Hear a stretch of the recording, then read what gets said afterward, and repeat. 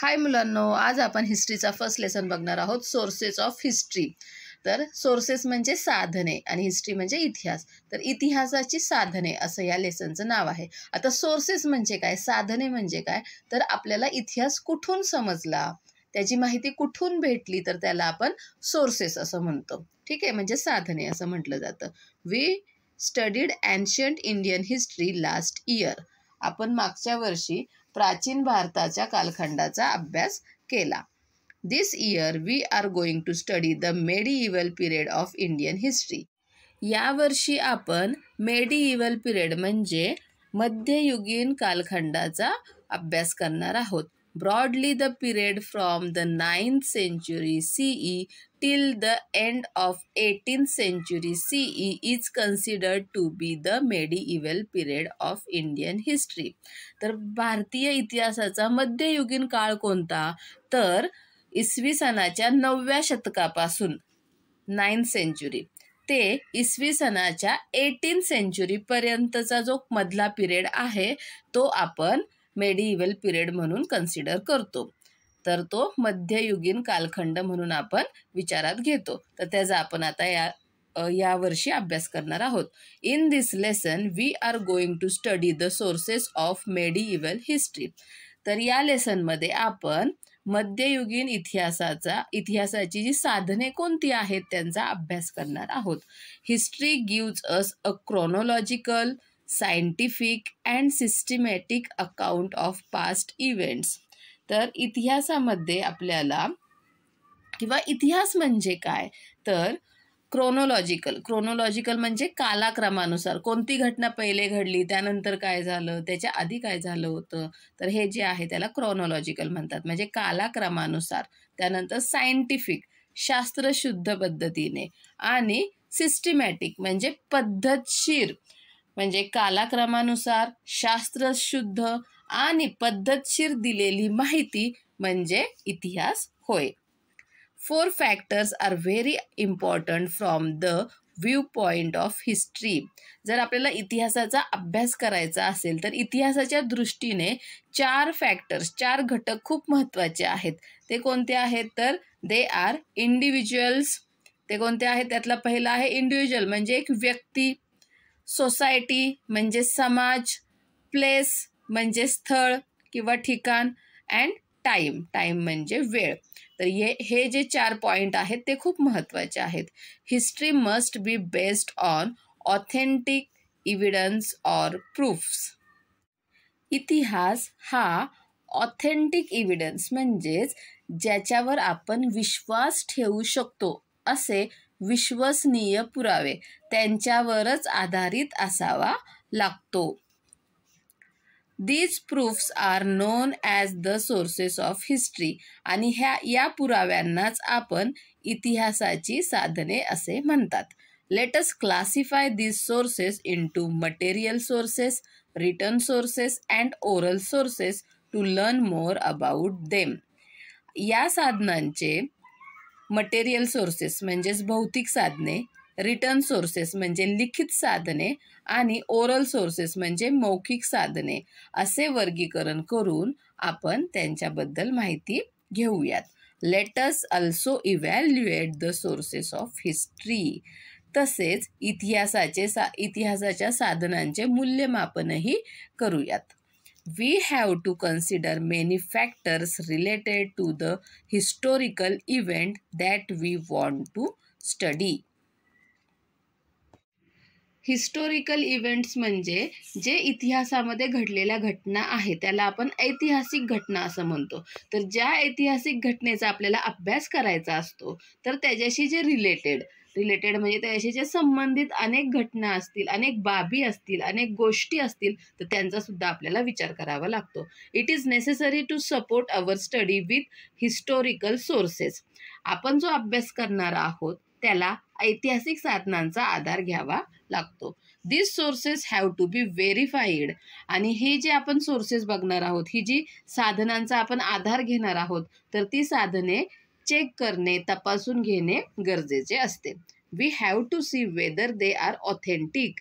आपल्याला हे बघावं लागतं की ती साधने जी आहेत ती ऑथेंटिक आहेत का. ऑथेंटिक म्हणजे खरी आहेत का, अस्सलपणा त्यांचा चेक करावा लागतो. It is necessary to use this sources judiciously and only after a critical analysis. आणि ही जी सोर्सेस, हे जे ऐतिहासिक आपण साधने विचारात घेणार आहोत, त्यांचा सपोर्ट घेणार आहोत, तर ते जे सोर्सेस आहेत ते आपल्याला ज्युडिशियली म्हणजे अतिशय विचारून, तारतम्याने आणि क्रिटिकल ॲनालिसिस म्हणजे एकदम बारकाईने त्याचा अभ्यास करून चिकित्सकपणे वापर करणे आवश्यक असते. Forts have an important place among material sources. आता ही जी मटेरियल सोर्सेस आहेत, भौतिक साधने आहेत, तर त्यातलं महत्त्वाचं साधन म्हणजे आहे फोर्ट्स, म्हणजे आपले जे गड आहेत ते. Some major types of forts are hill forts, forest forts, sea forts and forts on the plains. जे किल्ले आहेत तर त्यातले महत्त्वाचे प्रकार हे आहेत. हिल फोर्ट्स म्हणजे गिरिदुर्ग, फॉरेस्ट फोर्ट्स म्हणजे वनदुर्ग, सी फोर्ट्स म्हणजे जलदुर्ग आणि फोर्ट्स ऑन प्लेन्स म्हणजे भुईकोट किल्ले. तर हे त्याचे प्रकार आहेत. मॉन्युमेंट्स म्हणजे स्मारके. Monuments include samadhis, graves, viragal and buildings include palaces, ministerial mansions, queen's quarters, ranivasa and also houses of common people. तर स्मारकांमध्ये समाधी, ग्रेव्ज म्हणजे कबर आणि वीरगला, ह्याला मराठीमध्ये वीरगळा असं म्हटलं जातं. आणि इमारतींमध्ये पॅलेसेस म्हणजे राजवाडे, मिनिस्टेरियल मॅन्शन्स म्हणजे मंत्री निवास, क्वीन्स क्वार्टर म्हणजे जिथं राणी राहायच्या, राणीवसा, आणि सामान्य लोकांच्या घरांचा याच्यामध्ये समावेश होतो. They all provide insight about the period. आणि या सर्वांवरून आपल्याला त्या कालखंडाचा, त्या काळाचा बोध होतो, त्याची माहिती मिळते. Looking at them we come to know about the development of architecture, the economic conditions and quality of art, the style of building construction and people's standard of living in that particular period. आणि त्याच्याकडे बघितल्यानंतर किंवा त्याच्यावरून आपल्याला तेव्हाच्या काळामधील जी architecture म्हणजे वास्तुकला आहे, कशा प्रकारे तिथे बिल्डिंग बांधल्या जायच्या, इमारती किंवा राजवाडे बांधले जायची, तर त्या वास्तुकलेमध्ये किती प्रगती झाली ते समजतं. इकॉनॉमिक कंडिशन म्हणजे आर्थिक स्थिती समजते. द क्वालिटी ऑफ आर्ट म्हणजे कलेचा दर्जा समजतो. स्टाईल ऑफ बिल्डिंग कन्स्ट्रक्शन म्हणजे बांधकाम करण्याची पद्धत समजते. आणि पीपल स्टँडर्ड ऑफ लिव्हिंग, त्या काळामध्ये लोक कशा प्रकारे राहत होती, जगत होती, हे आपल्याला समजतं. हे बघा, इथे मटेरियल सोर्सेस दिलेले आहेत, म्हणजे ही भौतिक साधने. फिजिकल सोर्सेस म्हणजे भौतिक साधने. तर फोर्ट्स म्हणजे गड किल्ले, मेमोरियल्स म्हणजे स्मारके, बिल्डिंग्स म्हणजे इमारती, केव स्क्रप्चर्स म्हणजे लेणी, इन्स्क्रिप्शन्स म्हणजे शिलालेख, कॉइन्स म्हणजे नाणी, आणि कॉपर प्लेट्स म्हणजे ताम्र प्लेट्स म्हणजे ताम्रपट. ठीक आहे, तर हे आपण मटेरियल सोर्सेसमध्ये एवढं सगळं बघणार आहोत. तर कॅन यू टेल, तुम्ही हे सांगू शकता का, how do coins narrate history. तर आपल्याला कॉइन्सवरून म्हणजे नाण्यांवरून इतिहासाची काय माहिती भेटते, कशा प्रकारे माहिती भेटते, तर हे आपण बघणार आहोत. Let's learn. तर चला शिकूया. Since ancient times coins like kavadi, damdi, dhela, pai, paisa and the rupee were used. प्राचीन काळापासून कवडी, दमडी, ढेला, पै, पैसा आणि आता रुपये असं वापरलं जातं. सम लोकल आयडियम्स और proverbs are based on coins. For example, तर काही म्हणी सुद्धा या कॉइनवरती तयार केलेल्या आहेत. जसं की 1 फुटकी कवडी देणार नाही. तर 1 फुटकी कवडी देणार नाही म्हणजे काय, here phutki kavadi means the lowest bit of money, की थोडे सुद्धा पैसे तुला मी देणार नाही. किंवा 16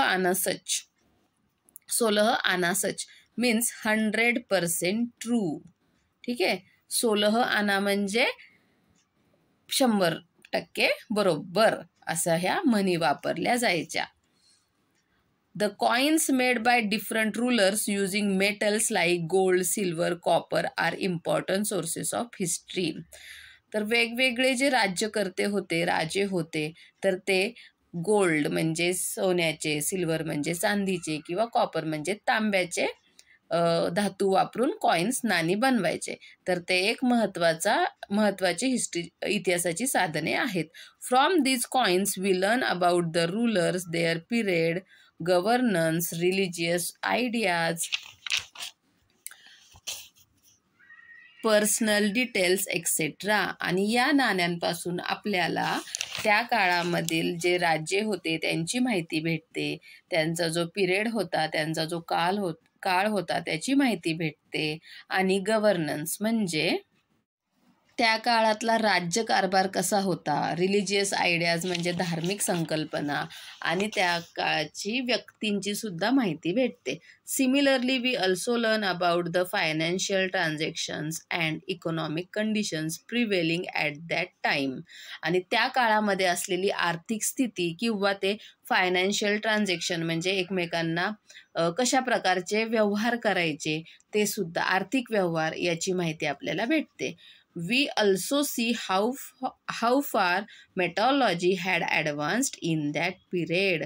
आणि त्या काळामध्ये मेटॉलॉजी म्हणजे धातुशास्त्राची आपल्याला प्रगती कळते की त्या काळामध्ये सुद्धा अशा प्रकारचे धातू वापरले जात होते आणि त्याच्यापासून काय नाणी कशा प्रकारे बनवत होते. From the images of Ram Sita on the coins of Emperor Akbar or Shiv Parvati on the coins of Hyder Ali, we see the religious coordination of those days. सम्राट अकबराच्या काळातील नाण्यांवरती राम सीतेच्या मूर्ती होती किंवा प्रतिमा होती, किंवा हैदर अली आहे त्याच्या काळामध्ये शिव पार्वतीची प्रतिमा नाण्यांवरती असे.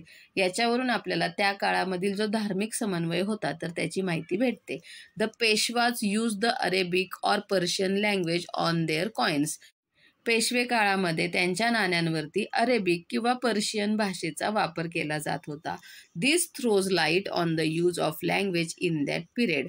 आणि त्यावरून त्या काळामध्ये वापरल्या जाणाऱ्या भाषेची आपल्याला माहिती भेटते. इथे बघा ती नाणी दिलेली आहेत, ही पेशवाकालीन आहेत आणि ही हैदर अलीचे कॉइन्स आहेत. इथे बघा शिव पार्वतीच्या प्रतिमा आहेत. ठीक आहे. An inscription is a carving on a stone or a wall etc. Inscription म्हणजे जे शिलालेख आहेत. शिला म्हणजे दगड आणि त्या दगडावर लिहिलेले कोरलेले लेख म्हणजे इन्स्क्रिप्शन. ठीक आहे. तर इन्स्क्रिप्शन म्हणजे दगड किंवा भिंतीवरती कोरलेले लेख. For example, the inscriptions found in the Brihadeeswara temple premises in Thanjavur. जर आपल्याला शिलालेखाचं उदाहरण द्यायचं झालं तर तंजावर येथील बृहदीश्वर मंदिराच्या परिसरातील आपल्याला शिलालेख बघता येतील. Many inscriptions of the period of Chalukya, Rashtrakuta, Chola and Yadav kings have been found. तर अजून आपल्याला चालुक्य, राष्ट्रकूट, चोळ, यादव या राजांच्या काळात कोरले गेलेले अनेक शिलालेख मिळालेले आहेत. An inscription is considered to be a very important and reliable source of history. शिलालेख हा इतिहास लेखनाचा खूप महत्त्वाचा आणि रिलायबल म्हणजे विश्वसनीय पुरावा मानला जातो. It helps us to understand features like the language, script, social life of a period. तर या शिलालेखांमधून आपल्याला भाषा, स्क्रिप्ट म्हणजे त्यावेळेसची जी लिपी होती ती, समाज जीवन यांसारख्या गोष्टी बाबी समजायला मदत होते. Inscription carved on sheet of copper are known as copper plates. तांब्याच्या पत्र्यावर कोरलेल्या लेखांना ताम्रपट असे म्हणतात. Royal edicts, verdicts etcetera are inscribed on copper plates. तर या कॉपर प्लेटवर म्हणजे ताम्रपटावर काय लिहिलेलं असायचं तर रॉयल एडिक्ट्स म्हणजे राजाने दिलेल्या आज्ञा, राजाज्ञा, किंवा जे वर्डिक्ट्स होते, निवाडे होते, राजाने केलेला जो न्याय होता तो या कॉपर प्लेटवरती लिहिला जायचा. डू यू नो, तुम्हाला हे माहीत आहे का? चैत्याज म्हणजे चैत्य, विहाराज म्हणजे विहार, टेम्पल्स म्हणजे मंदिरे, चर्चेस म्हणजे चर्च, मॉस्क्यूज म्हणजे मशिदी, अग्यारीज म्हणजे अग्यारी, दरगाज म्हणजे दर्गे, मकबराज म्हणजे मकबरे, गुरुद्वाराज म्हणजे गुरुद्वारे, मॉन्युमेंट्स म्हणजे स्मारके, स्कल्पचर्स म्हणजे शिल्प, वेल्स म्हणजे विहिरी, मिनारेट्स म्हणजे मिना, विलेज बाउंड्रीज अँड गेट्स म्हणजे गावाच्या वेशी, वेपन्स म्हणजे शस्त्रे, युटेन्सिल्स म्हणजे भांडी, ऑर्नामेंट्स म्हणजे दागिने, क्लोथ्स म्हणजे कपडे, डेकोरेटिव्ह आर्टिकल्स म्हणजे कलाकुसरीच्या वस्तू, टॉयज म्हणजे खेळणी, इम्प्लिमेंट्स म्हणजे अवजारे, म्युझिकल इन्स्ट्रुमेंट्स म्हणजे वाद्ये, are all material sources of history. तर हे सर्व भौतिक साधने आहेत इतिहासाची. आता आपण पाहूयात रिटन सोर्सेस. रिटन सोर्सेस म्हणजे लिखित साधने. We learn about significant historical events in the medieval period from sources like the writing styles of scripts like Devanagari, Arabic, Persian, Modi, etc., as also from the varieties of different languages, Bhurjapatras, religious manuscripts, treaties, edicts, decrees, biographies, paintings, etc. तर आपल्याला जे मध्ययुगीन काळामध्ये ऐतिहासिक घटना घडलेल्या आहेत, तर त्याची जी आपल्याला माहिती मिळते ती कशावरून मिळते, तर त्या काळामधील जे देवनागरी, अरेबिक, पर्शियन, मोडी या भाषांची जी लिपी आहे, जी लिहिण्याची पद्धत आहे, या लिपींची वळणे, त्याचप्रमाणे त्या भाषांची विविध रूपे, भूर्जपत्रे, रिलिजियस मॅन्युस्क्रिप्ट्स म्हणजे त्या काळामध्ये हाताने लिहिलेले जे धार्मिक पोथ्या आहेत त्या, ट्रीटीज म्हणजे ग्रंथ, एडिक्ट्स म्हणजे राजाचे जे हुकूम होते ते, डेक्रीज म्हणजे सुद्धा आदेश, बायोग्राफीज म्हणजे चरित्रे आणि पेंटिंग्स म्हणजे चित्र. तर या सर्वांवरून आपल्याला तेव्हा घडलेल्या जे ऐतिहासिक घटना आहेत त्यांची माहिती मिळते. We can gather information about the food items, attire, conventions and rules of conduct of the people, festivals and about people's life, etc. त्याचप्रमाणे आपल्याला त्या काळामध्ये जे फूड आयटम म्हणजे कोणत्या प्रकारचे खाण्यापिण्याचे पदार्थ होते, अटायर म्हणजे ते लोक कसे राहत होते, काय कपडे घालत होते, त्यानंतर त्यांचं जे कन्व्हेन्शन्स होते, कन्व्हेन्शन्स म्हणजे आचारविचार कशा प्रकारचे होते, rules of conduct of the people, त्या काळातील लोक कशी राहत होते, त्यांचे काय नियम होते राहण्याचे, फेस्टिवल्स, सण समारंभ कसे होते आणि त्या काळातील लोकांचं जीवन कसं होतं, तर याची सुद्धा माहिती आपल्याला भेटते फ्रॉम दिस सोर्सेस. तर ह्या सगळ्या सोर्सेसपासून ते लिखित साधनांमुळे आपल्याला ही सर्व माहिती मिळू शकते. Sources of this type are called written sources of history. हे जे सगळे सर्व साहित्य आहे, ही जी साधने आहेत, तर त्याला आपण इतिहासाची रिटन सोर्सेस, नावातच आहे बघा, रिटन म्हणजे लिहिलेली साधने, लिखित साधने असं आपण म्हणतो. आता हे रिटन सोर्सेस कोणते कोणते आहेत, तर documents of proceedings in the courts of king, तर राजाच्या दरबारामधील कामकाज कसं चालायचं त्याची जी कागदपत्रे आहेत ती रिटन सोर्सेसमध्ये येतात. आता जिनिओलॉजीज, शकावली, वंशावळी आणि शकावली हे सुद्धा रिटन सोर्सेसमध्ये येतात. करस्पॉन्डन्स, डिस्पॅचेस म्हणजे पत्रव्यवहार, जे राजा खलिते पाठवायचे ते सुद्धा रिटन सोर्सेसमध्ये येतात. ज्युडिशियल वर्डिक्ट्स, ऑर्डर्स, जे न्यायनिवाडे होते त्यांची जी आज्ञापत्रे होते ते सुद्धा रिटन सोर्सेसमध्ये येतात. ट्रीटीज म्हणजे ग्रंथ, बायोग्राफीज म्हणजे चरित्रे, ट्रॅव्हलॉग्स ऑफ फॉरेन ट्रॅव्हलर्स, जे परदेशी प्रवासी आले त्यांनी जी प्रवास वर्णने लिहून ठेवली आहेत तेही रिटन सोर्सेसमध्ये येतात. क्रॉनिकल्स म्हणजे बखरी म्हणजेच की बातमी, खबर या शब्दावरून बखर हा शब्द आलेला आहे. तर क्रॉनिकल्स म्हणजे बातम्या. तवारीख म्हणजे सिक्वेन्स ऑफ इव्हेंट्स, केव्हा त्या घटना घडलेल्या आहेत त्याची जी तारीख त्याला म्हणतात तवारीख. तर हे सुद्धा रिटन सोर्सेस लिखित साधनांमध्ये येतात. During this period travellers from other countries came to India. या काळामध्ये अनेक परदेशी प्रवासी भारतामध्ये आले. They have written travelogues or accounts of their travels. ते जिथे जिथे फिरले, जिथे जिथे त्यांनी प्रवास केला, त्याची प्रवास वर्णने त्यांनी लिहून ठेवलेली आहेत. Some of them are Alberuni, Ibn Battuta, Nicholas Manucci. तर जे बाहेरचे परदेशी प्रवासी भारतात आले, तर त्यापैकी जे काही आहेत त्यांची नावे आहेत अल्बेरुनी, इब्न बतुता, निकोलस मनुची. ठीक आहे.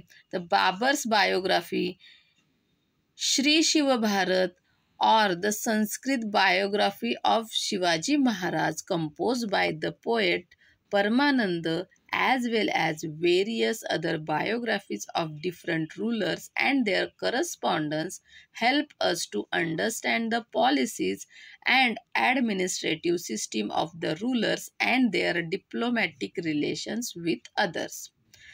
तर त्याचप्रमाणे जे बाबरचं चरित्र आहे ते, किंवा जे संस्कृत कवी आहेत परमानंद यांनी लिहिलेलं शिवभारत म्हणजेच शिवाजी महाराजांवरती रचलेलं त्यांचं चरित्र, तसेच विविध राजांची चरित्रे, करस्पॉन्डन्स म्हणजे त्यांनी जे पत्रव्यवहार केले ते, त्यामुळे त्या काळामधील राजांचे ज्या पॉलिसीज म्हणजे त्यांचं काय धोरण होतं, त्यांचं ॲडमिनिस्ट्रेटिव्ह सिस्टीम म्हणजे ते कशा प्रकारे कारभार करत होते आणि त्यांचे दुसऱ्या राज्याशी कशा प्रकारे संबंध होते, तर याची माहिती आपल्याला मिळते. तवारीख और तारीख means the sequence of events. तर तवारीख किंवा तारीख म्हणजे काय, तर ज्या घटना घडलेल्या आहेत त्यांचा कालानुक्रम, म्हणजे कोणती घटना पहिले घडली कोणती नंतर घडली, तर हे म्हणजे तवारीख. ठीक आहे. Tawarikhs written by Alberuni, Ziauddin Barani, Maulana Ahmad, Yahya bin Ahmad, Mirza Haidar, Bhimsen Saxena etcetera are available. तर या सर्वांनी लिहिलेल्या तवारीख अवेलेबल आहेत म्हणजे उपलब्ध आहेत. बखर is a type of chronicle that originated in Maharashtra. तर बखर हा शब्द खबर यातून आलेला आहे. तर बखर म्हणजे बातमी, आणि याची जी सुरुवात आहे किंवा याचं जे हा इतिहासाचा एक इतिहास लिहिण्याचा एक प्रकार आहे, तर त्याचा उदय महाराष्ट्रामध्ये झालेला आहे. Chronicles help in understanding aspects like the contemporary political happenings, linguistic transactions, cultural life, social conditions etcetera. तर क्रोनिकल्स म्हणजे ही जी बखर आहे, तर याच्यातून आपल्याला कंटेम्पररी पॉलिटिकल हॅपनिंग म्हणजे तत्कालीन जे राजकीय घडामोडी घडत आहेत त्या, लिंग्विस्टिक ट्रान्झॅक्शन्स म्हणजे व्यवहार, आणि लिंग्विस्टिक म्हणजे भाषा व्यवहार, कल्चरल लाईफ म्हणजे त्या काळामधली सांस्कृतिक जीवन, सोशल कंडिशन्स म्हणजे सामाजिक स्थिती कशी होती, तर हे आपल्याला या बखरींमधून माहिती भेटते. Many of the chronicles in Marathi were written many years after the events had occurred. आता यातल्या खूप साऱ्या ज्या बखरी आहेत त्या घटना घडून गेल्यानंतर लिहिलेल्या आहेत. As a result they are seen to rely on hearsay. आणि याच्यामुळे त्या आपल्याला ऐकीव माहितीवरती त्यांचा जास्त भर आहे असे आपल्याला दिसून येते. सम ऑफ दिस क्रॉनिकल्स आर महिकावतीची बखर, सभासद बखर, चिटणीसाची बखर, भाऊसाहेबांची बखर एक्सेट्रा. तर यातल्या ज्या काही बखरी आहेत त्यांची इथे उदाहरणं दिलेली आहेत. महिकावतीची बखर, सभासदाची बखर, चिटणीसाची बखर, भाऊसाहेबाची बखर ही त्याची उदाहरणे आहेत. The works of contemporary western historians like Robert Orme, MC Sprengel and Grant Duff are also important.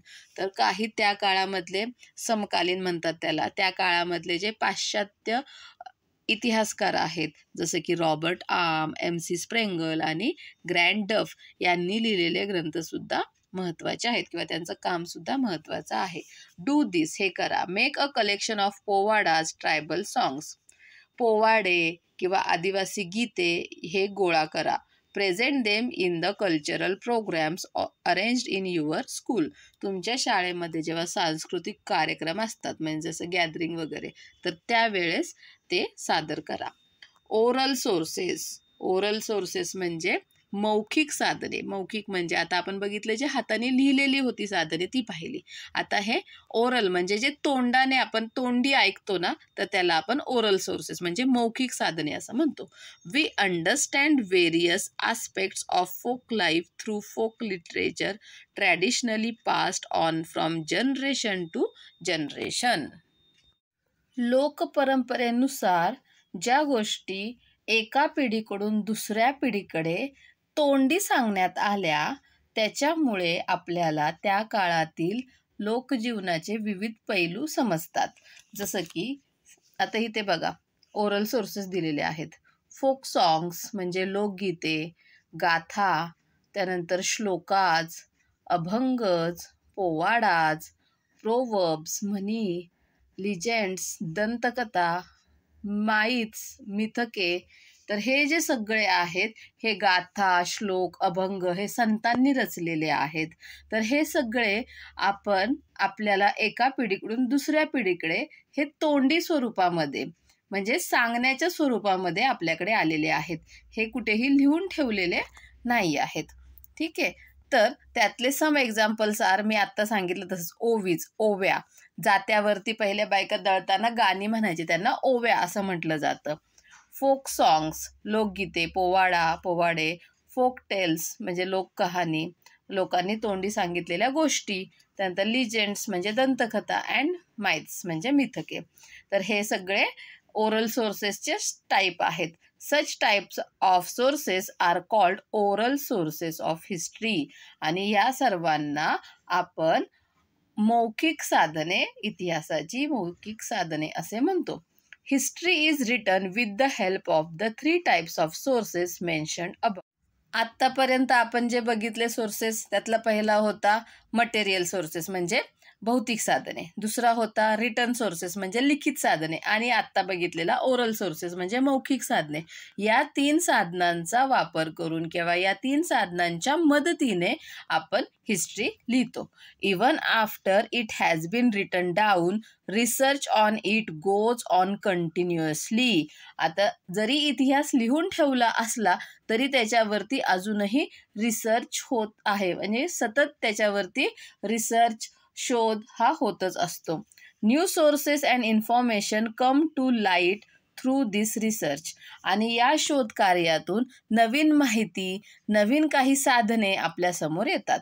Then history has to be rewritten accordingly. आणि मग हा जो इतिहास आहे तो परत लिहावा लागतो. We can see that our history books and those of our parents and grandparents differ to a certain extent. तर आपण बघू शकतो की आपल्या आत्ताचं इतिहासाचं पुस्तक आहे, हिस्ट्रीचं बुक आहे.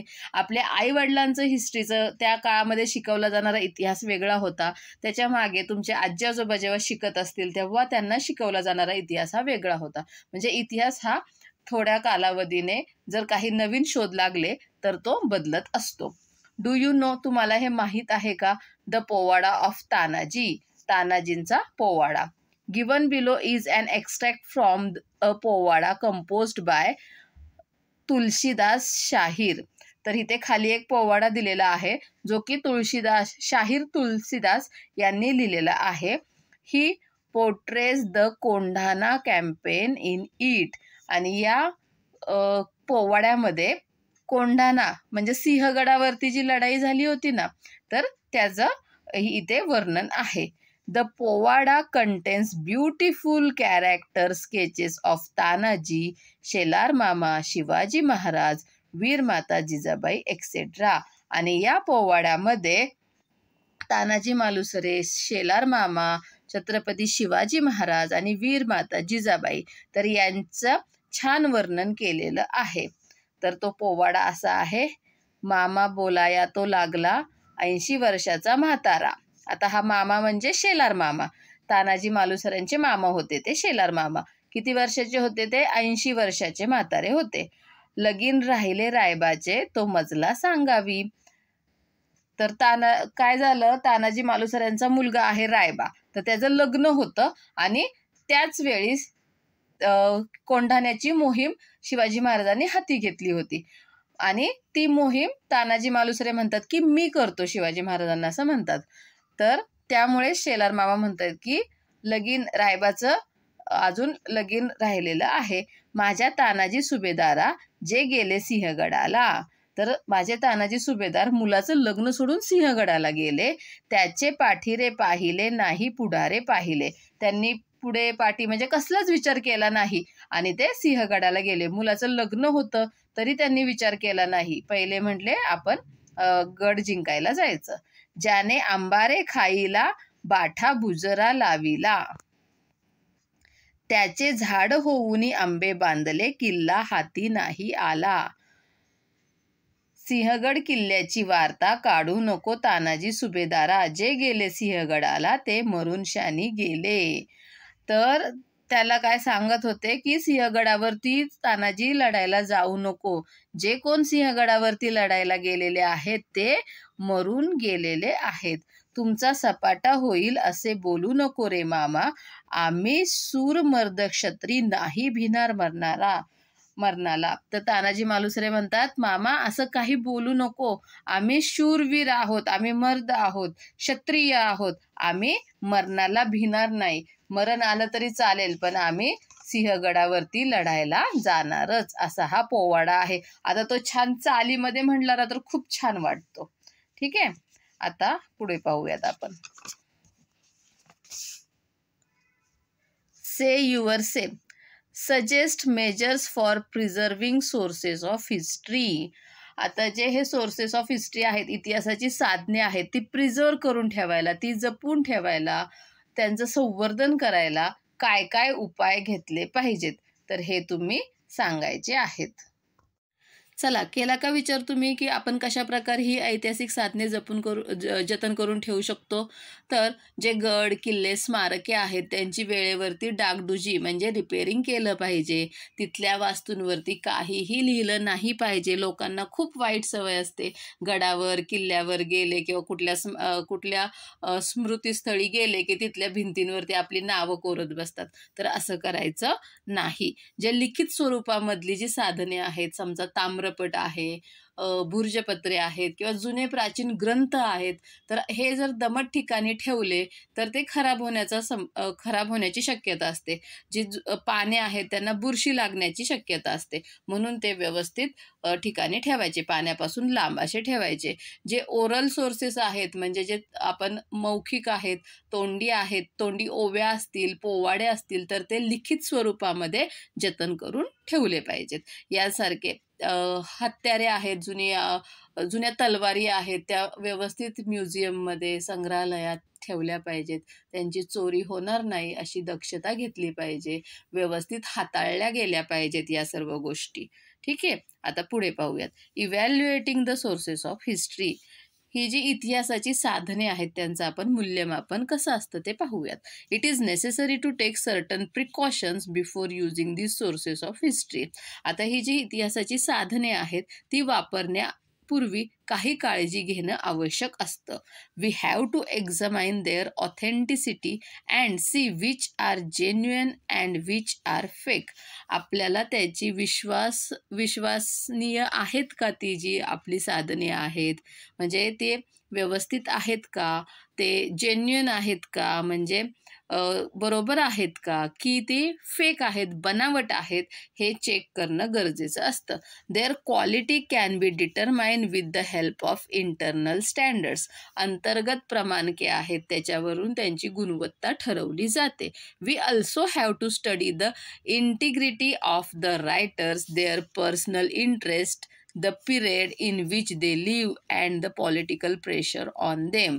त्याचबरोबर जे लेखकांनी जो इतिहास लिहिलाय असे जे लेखक आहेत तर त्यांची जी इंटिग्रिटी आहे, इंटिग्रिटी म्हणजे खरे खोटेपणा, लेखकाचा खरे खोटेपणा, त्यांचे पर्सनल इंटरेस्ट म्हणजे वैयक्तिक हितसंबंध कसे आहेत, ते कोणत्या काळामध्ये आहेत किंवा त्यांच्यावरती काही राजकीय दबाव आहे का हे बघणे सुद्धा महत्त्वाचे असते. It is also important to see whether they rely on hearsay or give an eyewitness account. त्याचप्रमाणे ही जी सर्व माहिती आहे ती ऐकीव आहे, नुसतं ऐकून आहे का त्याचे काही पुरावे आहेत, त्याचे ते स्वतः साक्षीदार आहेत, त्यांनी ते स्वतः पाहिली आहे, हे बघणं सुद्धा महत्त्वाचं असतं. We need to consider the exaggerations, metaphors and other literary devices they use. लेखनातील अतिशयोक्ती, प्रतिमा, प्रतीके, अलंकार याचाही विचार करावा लागतो. Their information has to be verified with the help of other contemporary sources. इतर समकालीन म्हणजे त्या काळातील साधनांची ती माहिती पडताळून चेक करून बघावी लागते. The information may be one-sided, contradictory or exaggerated. ती जी माहिती आहे ती एकांगी, विसंगत किंवा अतिशयोक्ती असण्याची शक्यता नाकारता येत नाही. It has to be seen in a proper perspective.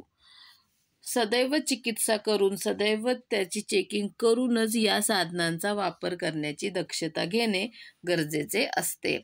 The sources have to be subjected to a critical analysis. म्हणजे त्यांची व्यवस्थित चिकित्सा चेकिंग करायचं. The authors impartiality and neutrality are very important in writing history. इतिहास लेखनात लेखकाचा निपक्षपातीपणा आणि तटस्थता फार महत्त्वाची असते.